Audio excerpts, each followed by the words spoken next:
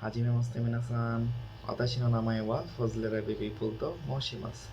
26歳です。ピプルと呼んでください。出身はバングラデシュのジャマルプール。ঢাকাからジャマルプールまでバスで6時間かかります。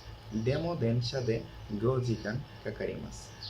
今はバングラデシュのঢাকাのアジンプールのアパートに住んでいます。家族は4人です。父と母と弟と私です。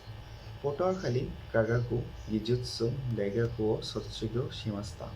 専攻はコンピュータサイエンスとエンジニアリングでした。私はコンピティティブプログラミングが好きです。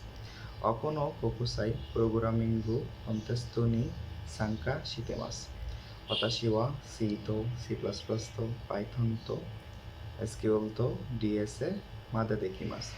趣味は読書とゲームと音楽です。あと、サイクリングが大好きです。どうぞよろしくお願いします。